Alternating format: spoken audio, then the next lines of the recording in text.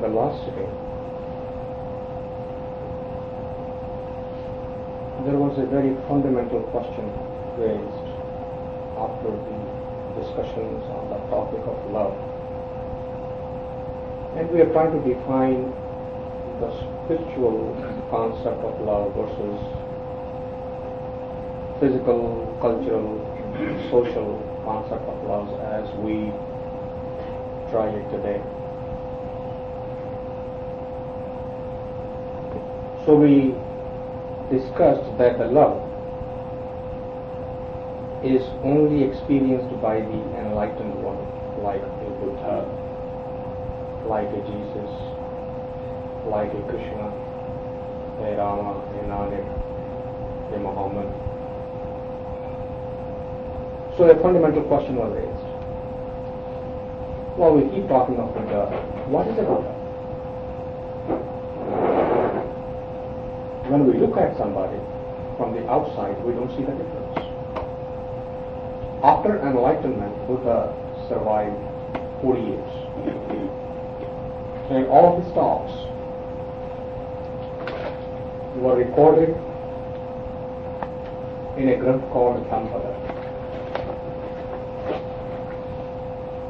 So what is a Buddha? What happens? Now let me first make sure that there is no misunderstanding. I am not a Buddha. I can only explain to you what I have understood who is a Buddha. Mine is an intellectual understanding of what a Buddha is. It's not experiential. So if somebody comes back with a follow-on question, how do you know it? The answer would be, I don't. And that such is the case with all of the metaphysical and spiritual discussions. It is such a terrible, such a difficult thing that whether you have experientially known or not, you still can't describe it. The one who's on the outside doesn't know. It is like somebody studying the aerodynamics and position of swimming, that the arms go this way and the legs go that way and the neck is supposed to be here and this is how you swim.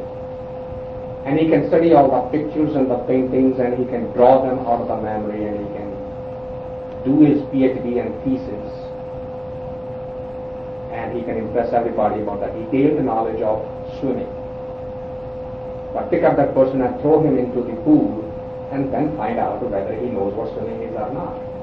Totally two different things. Because the process of education is normally from the textbooks to the notes of the teacher, from the notes of the teacher to the blackboard, from the blackboard to the notes of the students, from the notes of the students to the examination hall, without going to the head of either one. And that's what the education process is. So the question is a difficult one. I'm going to try to answer as I understand. The difference between a Buddha and a Gautama, when he left the home of his parents, he left as a Gautama. He was a son, he was a father, he was a husband, he was a friend. He had all of those relations. After 12 years, when he came back to visit his father, physically he was not much different to his father. 12 years of difference did not make much of impact on him. He could recognize that this is the same son who left my home. But the quality inside was totally diametrically opposite.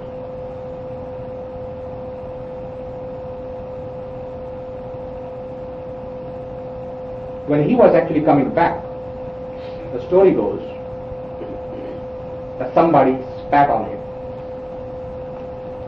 and he was coming to visit his father.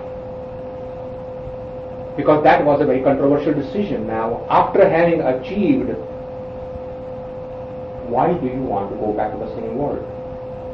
That will not be conducive to starting the new religion. All your message will get diluted. But he didn't care about what the organization will or will not do. So the people around him wanted to get hold of the person who spat on him and wanted to punish him, and he stopped them and said, well, just एक कर्मा खत्म हुआ है, दूसरा शुरू कर दोगे? Stop. There is a reason why it happened, so stop. So that person couldn't sleep all night. That I spat on him, and he said, don't start another cycle of karma. So the next morning he came and he wanted to apologize. And the Gautama would not even acknowledge him. He says, well, who are you talking to? Don't you remember I spat on you? He said, well, no. The one who you spat on is now no more. When the river flows, the water goes away. You cannot step back into the same water again. Reality is, you think you have come back, but you are not the same either. So who is to forgive and who is to apologize? Now that quality is what? In the physical cycle, there is a relationship of sukha and dukkha, a positive and a negative. His journey was, if every happiness is also followed by a pain, is there a state of being which is never ever feeling the pain? So his journey started with the fact that I am going to find a state of existence in which there is no pain. Because when those of you who know the story, briefly, some astrologer has told the parents that this person is either going to be a Chakravarti Raja or he is going to be a big saint. The father wanted him to be a Chakravarti Raja, and he said he should not face anything that will put him on the path of meditation or bhakti. So he created an underground palace and raised him, educated him, eventually married him off. He had a son of 18 months. And the father felt safe enough to bring the son out so that now he can put him on his own throne and say, you take over. I am retiring. So a procession was taken out. The prince was visiting all the regime. And whole of the paths are decorated. So on the way, three things happened. First, he saw a flower which had withered away because they were decorating flower, and a withered away flower was put aside. And the person who was guiding him, he asked him, he said, what happened to that flower? And the answer came back that every flower eventually withers away. He said, you mean no flower stays forever? He says, no, that's not the law of nature. And while the discussion was going on, there is a person walking by with a cane, and his back is bent and he's coughing and looks very sick and old, and so he says, what happened to him? He said, he's gotten old. See, everybody gets old? Yes, everybody gets old. Would I get old? Yes, you will get old too. You mean there is no escape from this? He said, no, there is no escape from this. And lo and behold, then third thing happened. He watches a caravan of people taking a body to the morgue, a mortuary. He said, what is this? No, he cannot tell a lie to the prince. So he told him that the guy died. He said, what is that? He said, after that old, this is a natural phenomenon. Then he says, did it happen to me too? He says, yes. So but these are all painful and illusory things. What is that? That is not illusory. He said, well, I don't know that. He said, well, if you don't know that, I'm going to find that out. That night, he kissed goodnight without disturbing anybody and left the home, the wife, the son, the everything, the cows and so forth. And he went in search of something that never changes. For 12 years he kept on searching. From every master to master he went. Anybody who said you do this, didn't answer, you do that. He did that perfectly, and even the master could not find the faults in his doing. But he is getting nowhere. Eventually, after 12 years, he drops and says, it's all nonsense.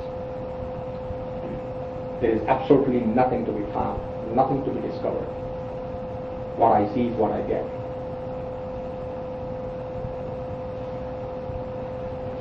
Now, if you remember the story of Christ,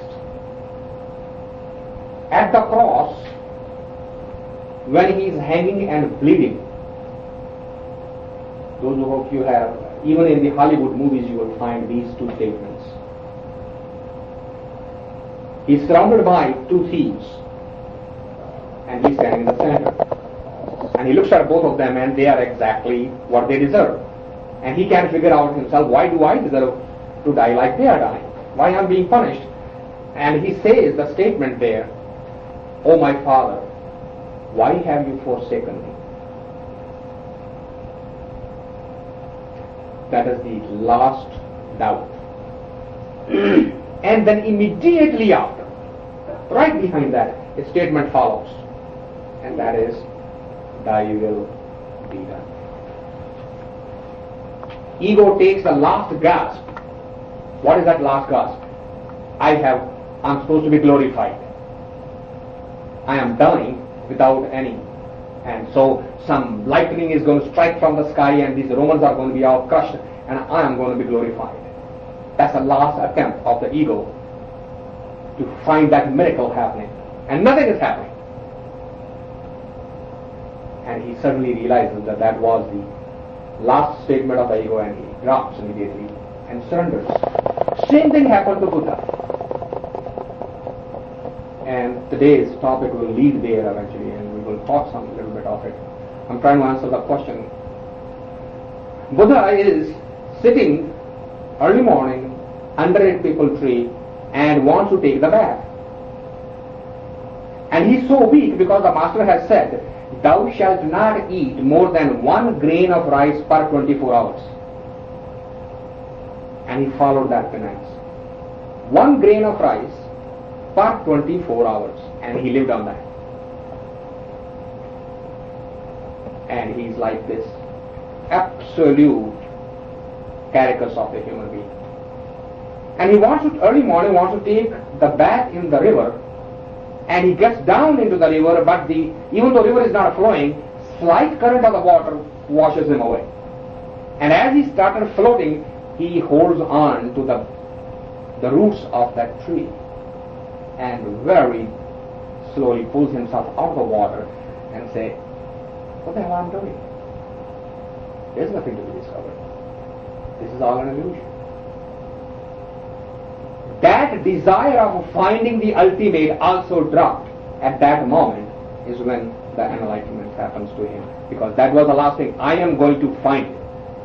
See, he started with that objective. I am going to find that which is never changing. And we will talk a little bit later. So what happens to a person when he becomes enlightened? Physically he remains exactly the same. But internally, nothing is the same. All freedom, because what happens here is, you find no answers. The questioner dies. See the difference? You never ever find answers. All you find is options, alternatives, choices. In everything in life, alternatives and choices, never an answer. And every choice has a counter choice to that. Every choice has a price to be paid, no matter what choice you make. every one of them will eventually, because it is a positive and negative play. So when this entity which said, I'm going to find the absolute sukha, because I don't like the dukkha, I don't like the negative, I only like the positive, eventually discovered experientially, not intellectually.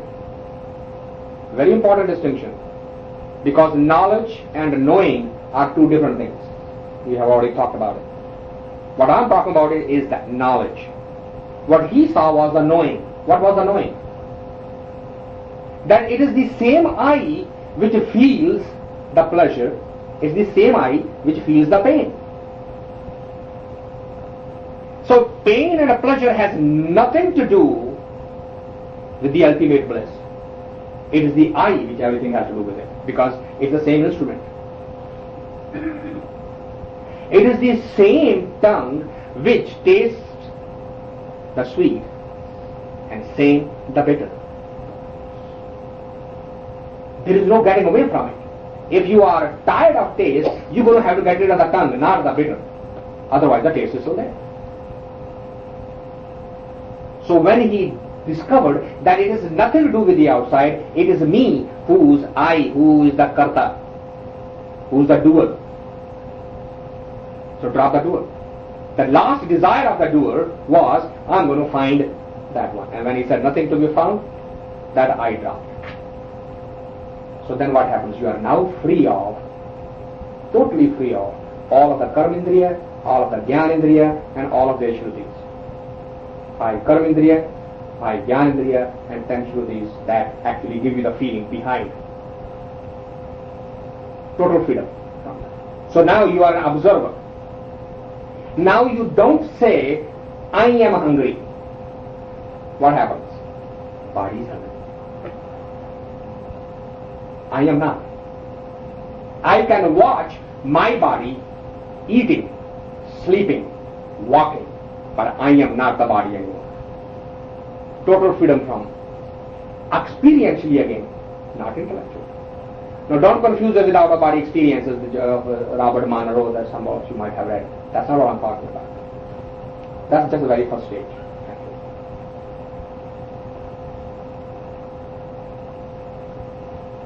There is a beautiful parable that I will share with you and it will become more clear as to how the same thing can lead to two different things and converge right away. There is a man running in the jungle. He is being followed by a tiger and he is running away from him. As he is running, he reaches the end of a cliff. And he looks down, there is a large place he can fall into. And when he looks down, there is another tiger sitting there. So now he can't jump. He can't jump into the ravine anymore. On that cliff, there is a tree. To save himself from the tiger who's following him, he catches onto the branch of the tree. And he suddenly sees that the branch of the tree is being eaten by 2 mice, a black and a white.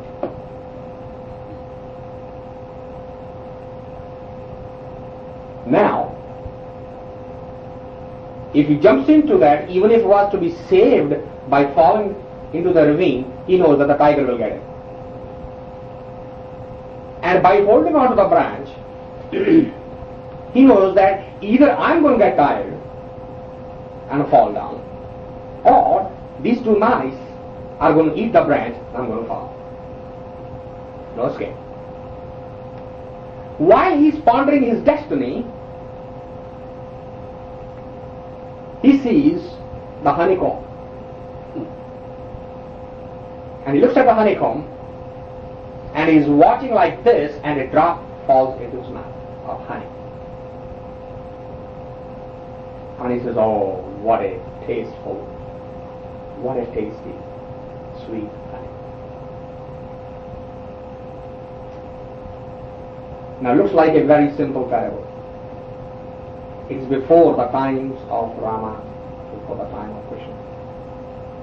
Both Hindu mythology, Vedanta, has followed this, as well as Buddhism has followed it. Watch what happens.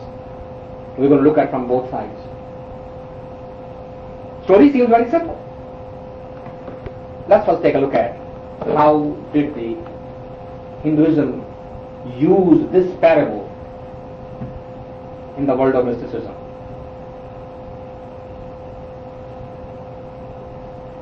Hinduism's basic belief is that whatever you see is illusory, is temporary.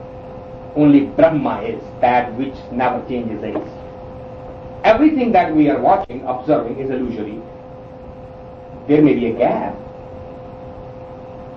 It could be 70 seconds of a dream, or it's 70 years of a dream. How does it matter? A dream is a dream. What do we call a dream? That which appears to be true but is not. Let's conduct an experiment. Let's assume that I am dreaming that actually I am sitting in Perry's house. And I'm dreaming. And if 4 of you pick up my bed and put it in Perry's home and I wake up there, what do you think is going to happen to me? Would I be able to call it a dream? How would I explain? If it was a dream, how come you are in this home? A dream's definition is it only appears to be. If it manifests, it's no longer a dream. So Vedanta said, everything that you see is a dream, it's only a duration. So now, what is a man? He says, this is the destiny of a man. It is only dukkha. There is a death behind you, there is a death ahead of you. Meaning what? I died, that's why I was born. And because I am born, I will die. पीछे भी छेद है, आगे भी छेद है. पीछे भी मौत है, आगे भी मौत है. 2 मौतों के दरमियान एक जन्म है. This is how Hinduism sees it. और इतना ही काफी नहीं है. That branch which ties me to the world is what?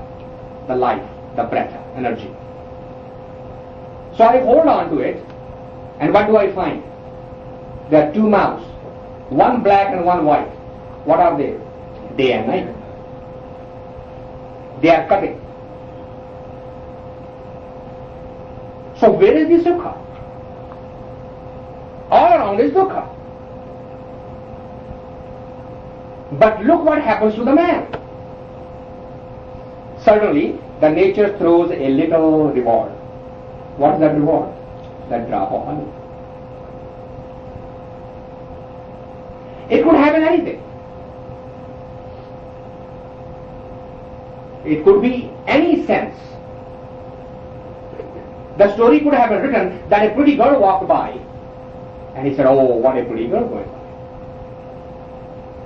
A beautiful sound of music would have come and said, what a knob. Because the karmendriya, every karmendriya is ready to sleep at the very first time. Because the satisfaction, the pleasure comes when the karmendriya wakes up and goes to sleep enjoying that. When Chaitanya wakes up, you go into the meditative states. When Karmendriya is there, he is ready to pull you to sleep. The Chaitanya is awake, you can't enjoy anything. So you have to put the Chaitanya to sleep, the consciousness to sleep, and let the taste buds rise up. You can do that experiment yourself. Turn on a movie that you like the most, and put the food in front of you that you like the most, and watch which one you enjoy the most. I guarantee you, you will eat the food and you will have no idea what you have eaten.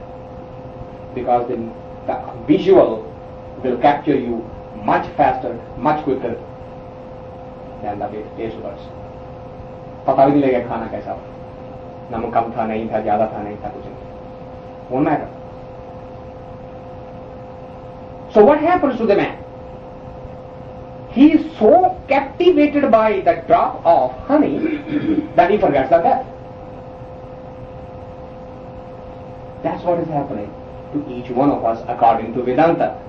We taste the first drop of honey, knowing that behind and in front, nothing more than destruction, sooner or later, to every one of us.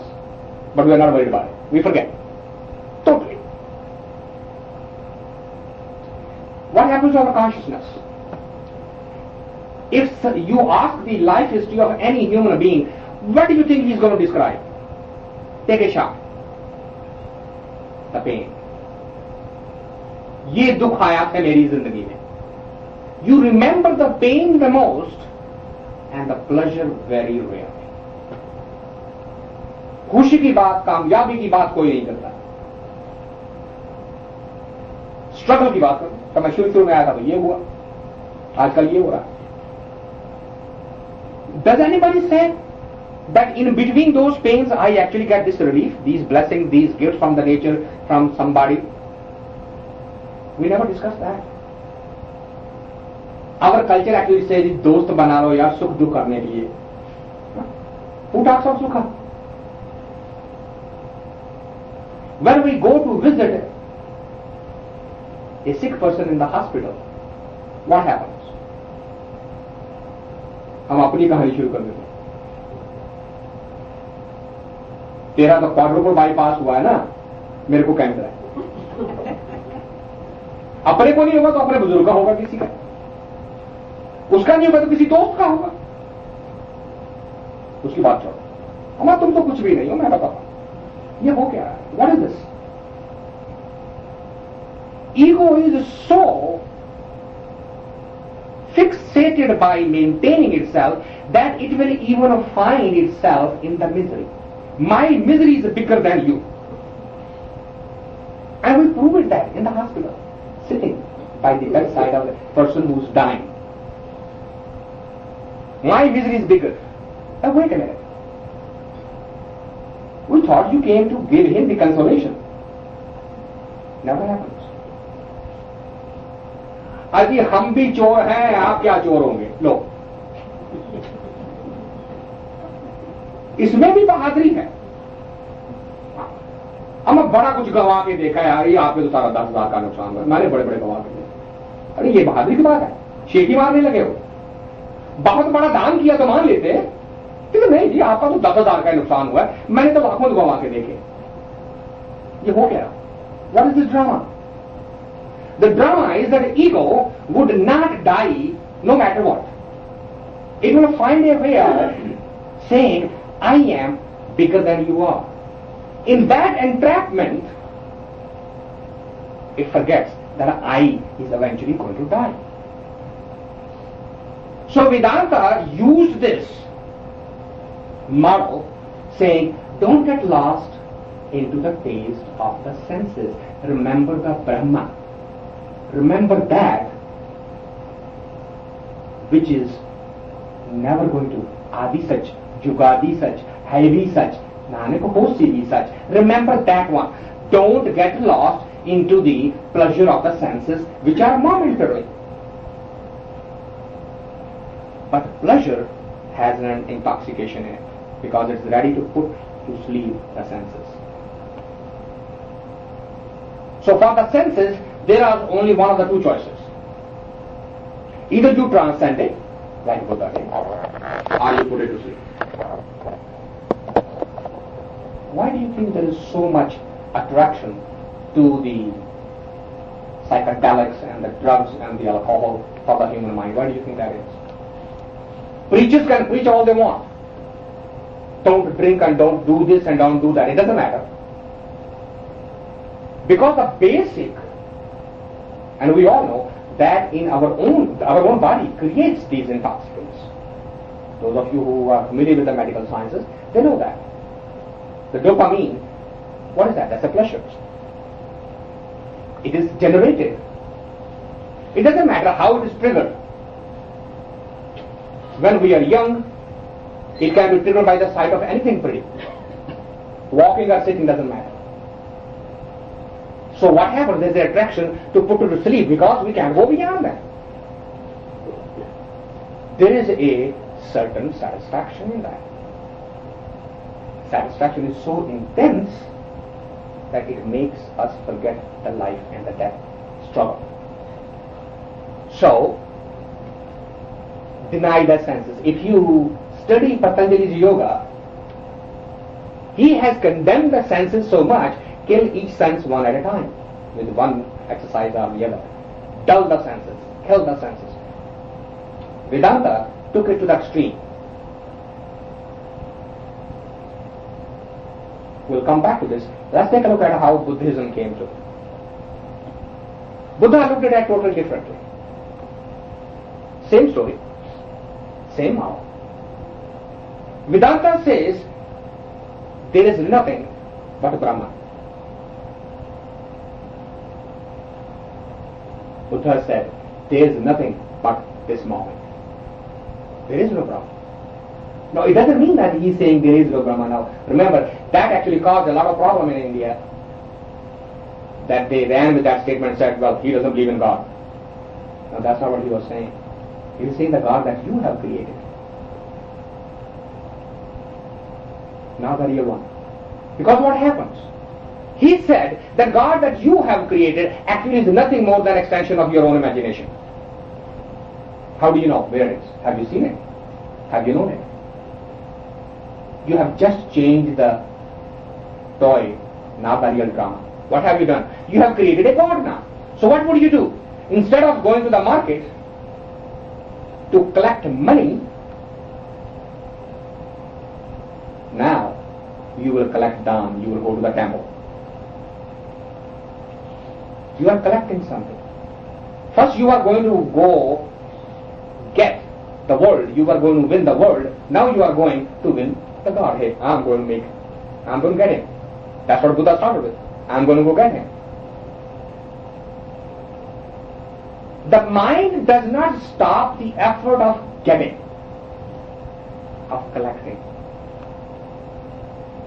And the mind which gets after collecting godly things, punya hai, dan hai, seva hai, qurbani hai, sacrifice, whatever you call it, tapascharya hai, उसको भी collect करता है, तो क्या होगा? जो ये तिजोरी है ये तो यहां रह जाएगी. Very easy to understand that this thing that I have collected is going to stay here. But you know what? He says that one I am going to take it with me. दान किया वो साथ ले जाऊंगा, वो तिजोरी जो है साथ ले जाऊंगा. You'll be surprised, there is a tribe. There is a tradition in them that they go to their priest and say, write down how much I have donated to the temple throughout my life. And the priest actually sums it up. Such a such person has given over the lifespan so much money to the temple. He signs it, certifies it, and they bury the damn thing with him so that he can show up there so much money has been paid to the temple. And Buddha said, wait, avoid this foolishness. Your Bhagavan is also your creation. It is just a modified form of your play in the world. Now you are playing in the temple instead of playing in the market. Only this moment is. Now watch what happens. Look at the beautiful parable that he created. He says, when that drop falls into your throat, in order to taste,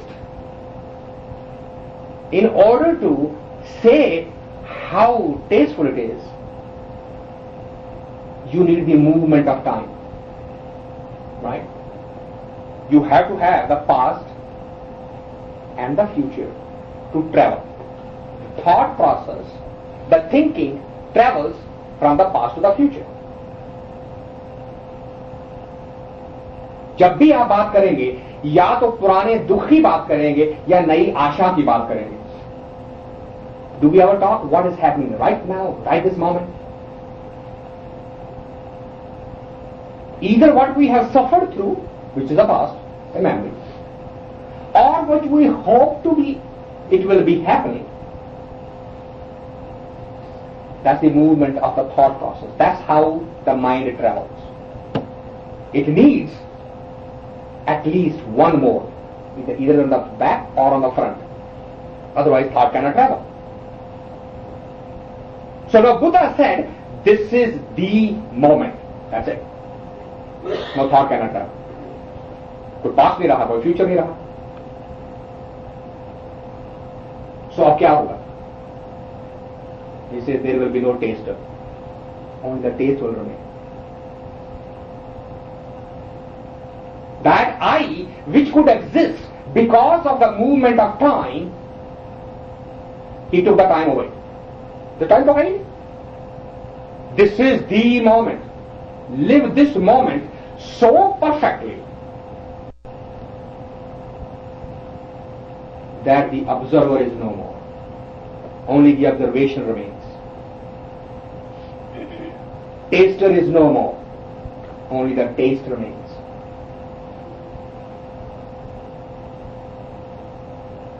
अब देखिए,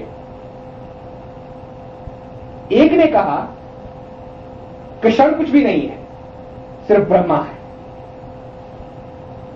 दूसरे ने कहा ब्रह्मा है ही नहीं, क्षण ही है. Only the moment. And they both are getting the same start, looking at the same methodology in a total different way. Same parable, same thing, basically saying drop the senses, transcend them. The whole of the pain and the pleasure cycle of life is because we are being mandated and dictated by our senses. Now, if you are okay with it, if you are happy with it, please do. दुनिया चल रही, definitely do that, no question about it. But if you get a absolute urge in you that I am now done with it, had enough,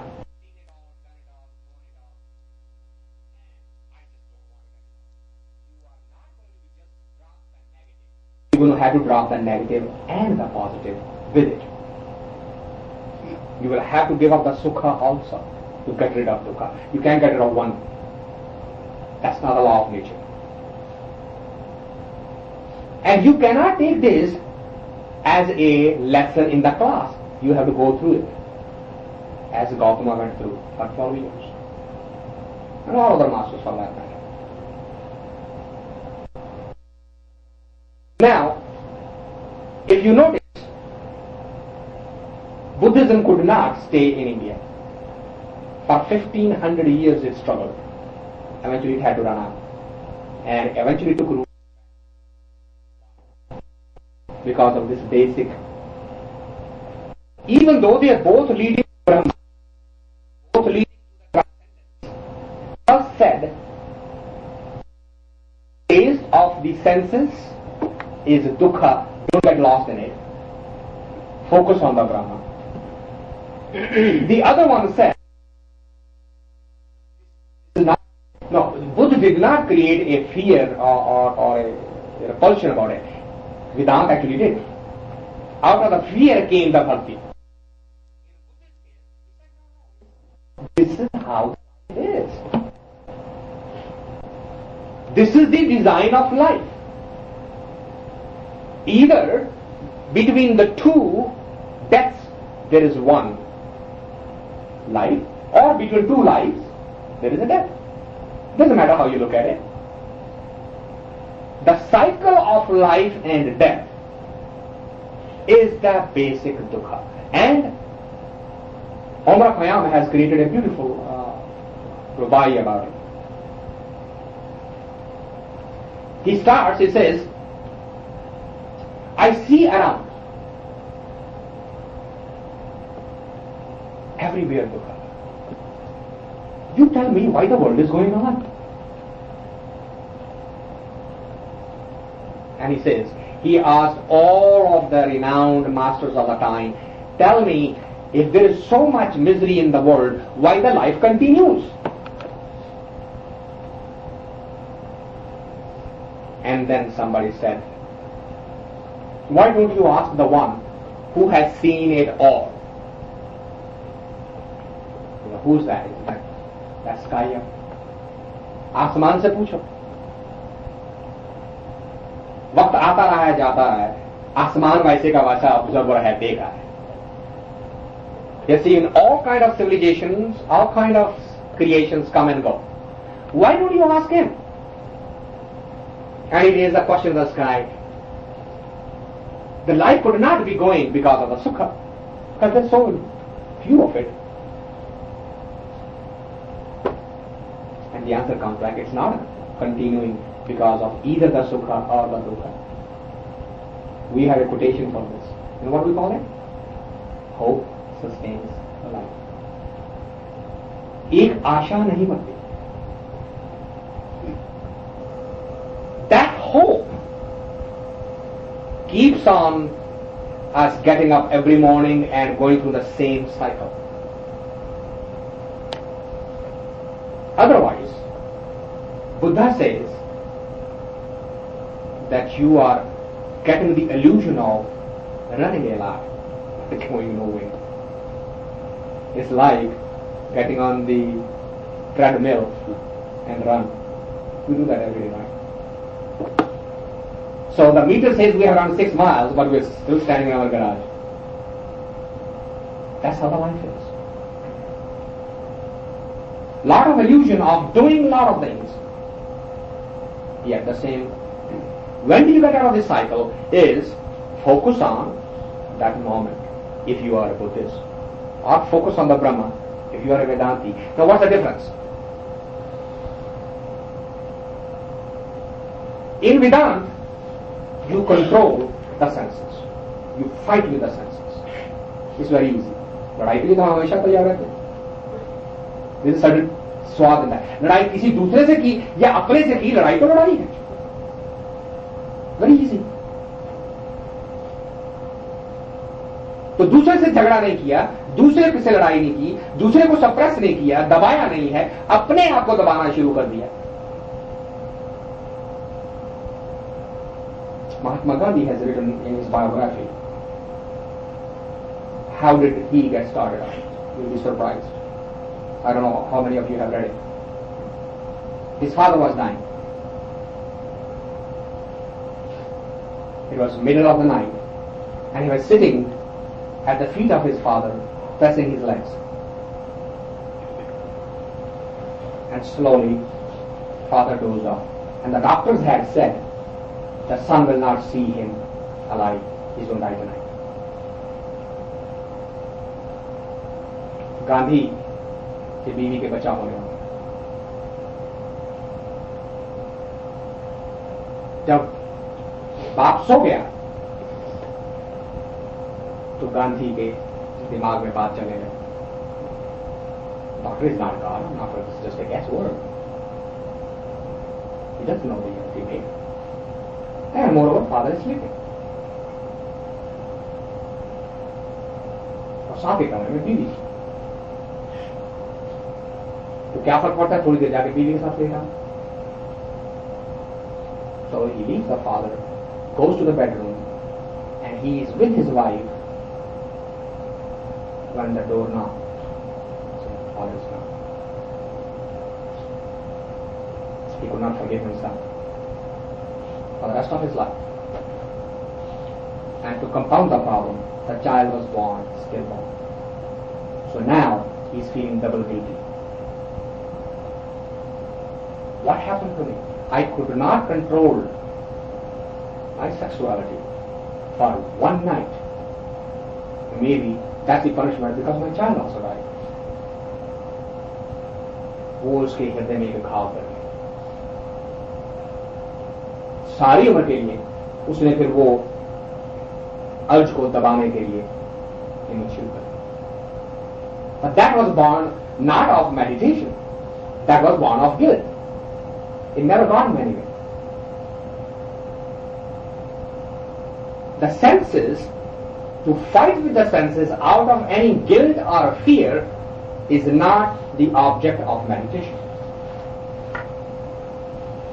It is only when Gautam says, I must discover the truth. When you are on that journey, for nothing else, not an escapism. So in Hinduism, and that's what Patanjali's yoga is all about. Each yogasana, each thing is actually to help you suppress one karmendriya or the other, one sense or the other. So now what happens?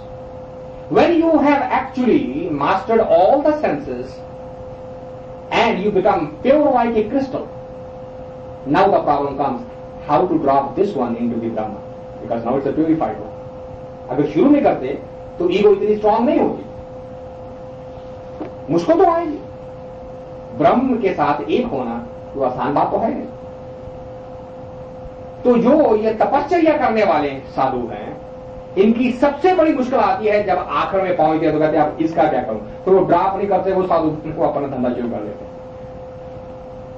To drop a base coin is very easy. How do you drop a pure one? इतनी मुश्किल से जिसको purify किया है अब उसको फेंक दे, बड़ा मुश्किल हो जाता है। One of the toughest thing to do.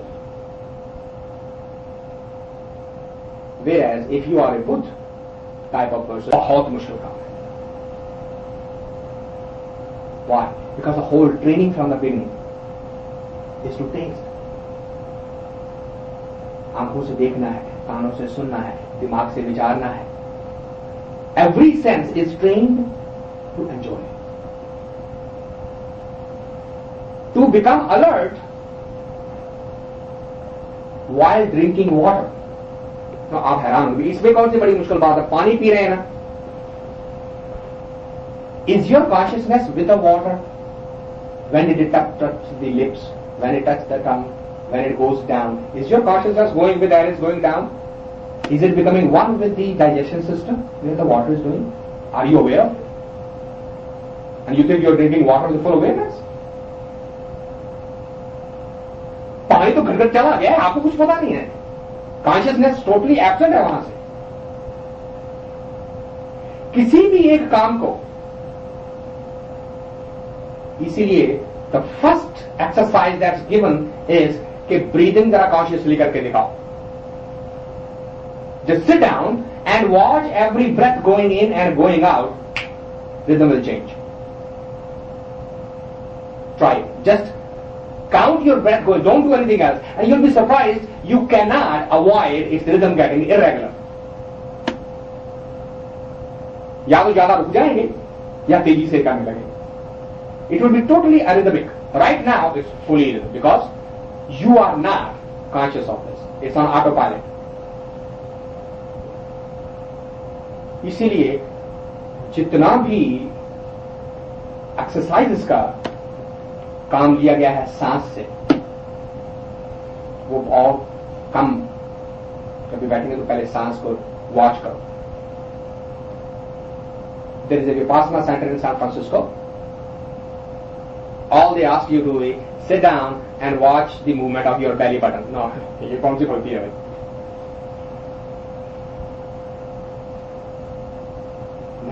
Mind to head, can you detach it? Because the belly button will go up when you are breathing in, belly button will go down when you are breathing out. Can you stay focused on this? They will slowly bring you up to your nostril and say, can you now feel the air touching the tip of the nostril? Do you have that much awareness, that much consciousness that you are breathing in, but you have no clue where did the air go in? Well, you will have a clue if the air is warmer and the nose is cold. Then you will know the air touching the tip, not otherwise. So senses को alert होकर इस्तेमाल कर सकना शुरू में बहुत मुश्किल है, पर आखिर में आसानी होती है, क्योंकि ईगो पहले ही कर जाती है. उसने तो ईगो तो काट ही दी. Ego needs the time and space. Buddha said there is no time and space. So ego का फाउंडेशन ही नहीं बनता. The difficulty will be there in both of the processes. It's your choice.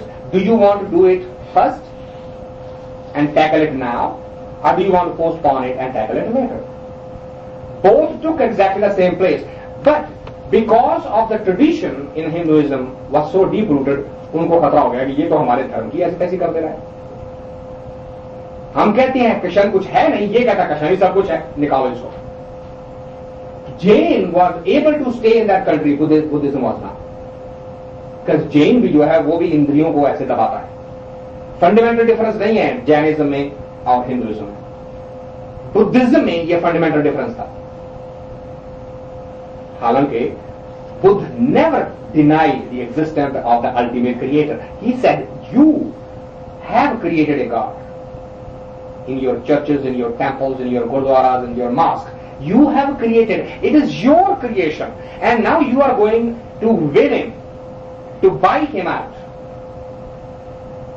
Only the khilona, the toy has changed. The game remains the same. Whether you collect the wealth or whether you collect the spiritual name, it's still a collection. And the collection will not get you there. So, the same parable, two different thoughts, yet the end result the same. They start with the same, they diverge, and then they converge into the same process. It is the lack of understanding which causes us to fight and argue and defend. If you really step back objectively, you can see they are absolutely not different. They all merge into the same. So, nirvana, mukti, whatever you want to call it, it is not from something somewhere. ये स्वर्ग में जाके नहीं मिलती. If you want to define the mukti something over there, then that means Kabir was never ever there. Buddha was never ever there. Mukti is from that self, the slavery of the senses. So now you are the master, they are not dictating you. Right now, we are being dictated by them. So the whole effort of any system for that matter is, how do you transcend the senses so that you can actually, जिसको के वेदांत ने सत चित आनंद कहा है. Sat Chit Anand. It is not eternal happiness, wrong terminology, because happiness has a sadness associated with it. The closest term comes to this is a blissfulness. The state cannot be defined. None of the characteristics of the physical life can be attributed to that state of being. You can only experience it. So let's hope and pray that we get that urge so that we can start on that path and discover for ourselves what that state is, and with His grace, whatever happens, and thy will be done.